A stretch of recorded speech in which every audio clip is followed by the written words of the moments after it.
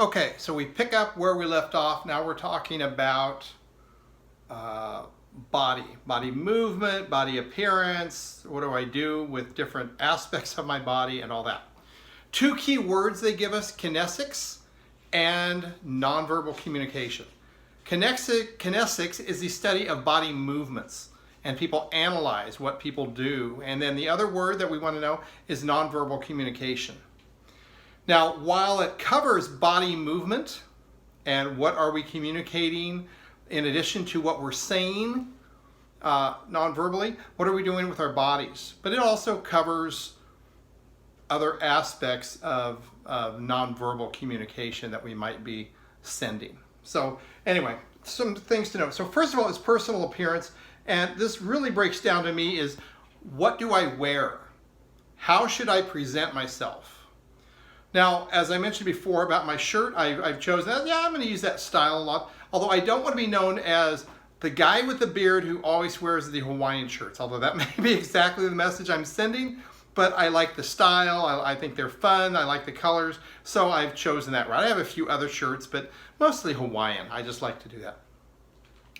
But here's what I say: if you're speaking to an audience, see if you can find out what the typical person in the audience is wearing, and kind of match that, but go one step up from there. You never want to underdress in front of the, not undress, but underdress the level of your audience. You will look like, again, you're unprepared, you don't know what's going on, but if you can find out, ask the person who invited you to speak, ask them, what do people typically wear? If they don't wear ties, you may not want to wear a tie. You could, but certainly not tuxedos or evening gowns or tiaras or anything like that, but match the audience for the most part, and I say one step plus. Okay, so hopefully that is helpful, but people will judge you on what you are wearing or not wearing in terms of matching, or if it's just completely inappropriate. Shorts, no. Open-toed shoes, no. Sweatpants, no. But again, match them one step up. Okay, movement. Now, I tend to move a lot with my hands. I don't walk around a lot. When I'm speaking on a platform, I will move around away from the lectern. Here I've got a camera to keep me kind of tethered in. But movement is great. You don't have to move, but it does show that you're a little bit more confident or in control when you're moving around a little bit. So, but here are some guidelines. Number one is, don't venture too far from the lectern if you're going to have to return to check your notes, because you don't want to get out too far, forget what you're going to say, and then have to wander all the way back, not saying anything because you forgot what you're supposed to say. So gauge how well you know your speech can tell you how far you should roam from the lectern. Second, pacing. You've all seen the big cats in cages where they'll just walk back and forth, back and forth. It's anxiety. It's nervousness. Don't just sit back and forth. You want to move around. So, okay, I got it. So I'll move back and forth like this because it's safe. It's a routine. We know what's going on, but it just yells anxiety and impatience probably. So don't do that. Third is keep your feet on the floor. A lot of people, when they're behind the lectern, I'm the only one who can see it, they're standing on one foot, they're kicking their toe, they're crossing their legs, all that. This is what you want. You can't see it, I can. Flat on the floor, straight ahead with your feet when you're standing still. It's just, there's no other options on that. Gestures, what do you do with your hands? Rule one, don't put them in your pockets. It's too casual. Don't fold them behind your back. That's not how we do things in our culture. I tend to put them in front of me like this, or I gesture like this. If you're not sure really and you have a lectern, just put one hand on each side of the lectern. Don't grab it for your dear life, but just relax them there. Great. I read this one book on how to present a speech. Great, I'll get you that title, and everybody should read that book who's going to be doing public speaking. And he talks about the power zone from here to our waist, and if you're going to move in this zone. He says when we do this in a speech, they're thinking we're crazy. So you don't want this. And if they're hanging down at your side boring, you look boring. And that you're going to bore them. So in here, right in here is I think he refers to it as the power zone of hand movement, right in that little square there. Okay, eye contact. Do you have good eye contact with your audience? I can tell you this, if you have not practiced your speech, and if you're not comfortable with your speech, you're not going to be looking at your speech. You're going to be looking at your notes and reading from your notes. So you've got to get that down. Second is don't be looking up because you're trying to remember your whole speech. That's where you get too much into, I memorized my speech and I'm now focused on the fact that I've memorized it and I got to remember it, so I'm looking up here rather than at my audience. When you're looking at your audience, you don't want to stare at just one person the whole time. They're going to think it's creepy and it's just going to look weird. Instead, what I tend to do, I pick about 3 people. Unintentionally, I'll look over here, select someone, over there, select someone, over here, select someone, and then I will kind of rotate between those 3 people. So it's the same idea, but less creepy, I guess. But it moves around. And then the next week, I'll select 3 other people, or 4. And I still move around to other places, but it's okay to get some stationary points, but it's got to be multiple so it moves around so you're not staring too much. Okay, so that's eye contact. Again, the more you practice, the more confident you are, the more you will be able to have eye contact with your audience. Now, I think I might have mentioned this somewhere else, but when it comes to your quotes, don't worry about eye contact. When you're going to read a quote, read the quote and let them know you're reading it from a card, which I think sends the message, I'm prepared, I'm equipped, I want to get this quote exactly right, so I'm reading it from a card, and don't worry about eye contact at that time. Okay, practicing your delivery. Quite often I will get feedback from students who say, well, I read through my speech a couple of times. That was their preparation, and then they present. Sometimes they do a great job, and it's amazing they can. Others, they bomb, and it's like, well, we know why. But here's what I know. Practice it out loud. Don't just read it to yourself. Even if you read it multiple times, you want to say it out loud. That way you can hear what it sounds like.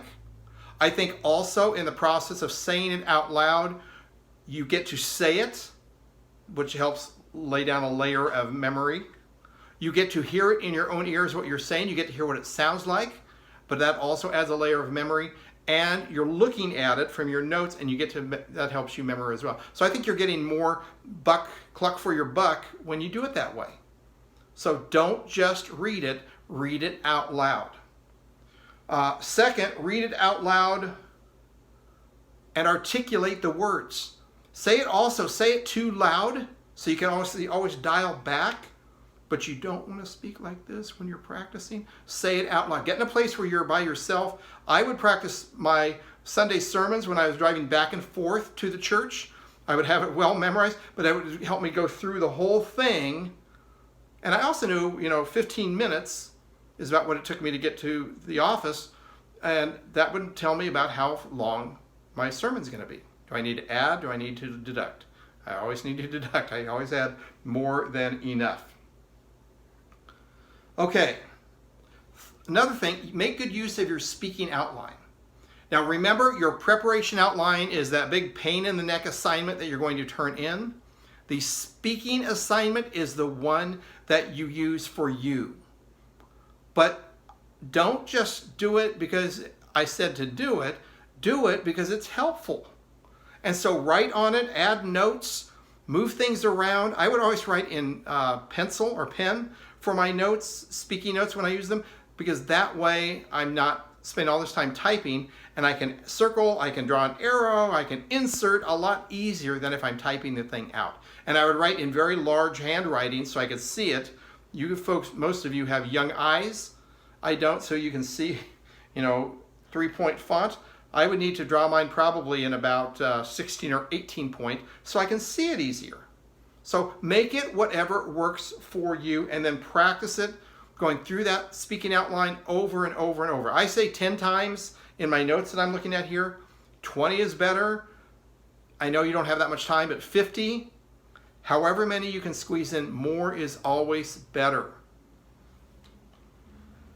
Okay, and then also, if you're stuck on a certain part, maybe your introduction or your third main point, you just can't get it right, stop for a moment, focus on that part and work on it, that specific section, and then back up, do the whole speech, run through that section, see if you've got it. But it's okay to focus on a section, but you've got to do it in the realm of the whole speech so you remember how it fits into the whole, but multiple times in that order. I would also say, if you can get into the place where you're going to be presenting, get in there and practice in that spot. Because there's furniture, there's other things, there's microphones, some limitations. Where is the PowerPoint screen? Do you need to speak over here or in the middle? Can you move around? I did a funeral service that's one place. I had an area about like 2 or 3 square feet. I could barely turn around. I didn't have a place to put my equipment that I had. I couldn't put it anywhere. But I'm glad I showed up early so I could figure that out. So get to that place, get there early, ask questions, get help, introduce yourself to the sound person so they know you and they might have a few suggestions. The person who's helping you or working with you, ask them whatever you need. Is there a place to put a glass of water? There was this one cartoon I remember, and they had a lectern. It was one of these clear glass plastic lectern, see-through, and they had a glass of water sitting on the middle shelf underneath, and it looked like it was floating in midair. So you can't put a bunch of junk in a see-through lectern. But anyway, I thought it was funny. And then one final thing on this is one person, I've only seen this once, but I'll kind of do it here. So they started near the front of the room with their speech. They did their introduction. Then they moved over to what would look like first base to give their first main point. Then they moved to what looked like second base, second main point, over here for third base, and then finally back home for the conclusion.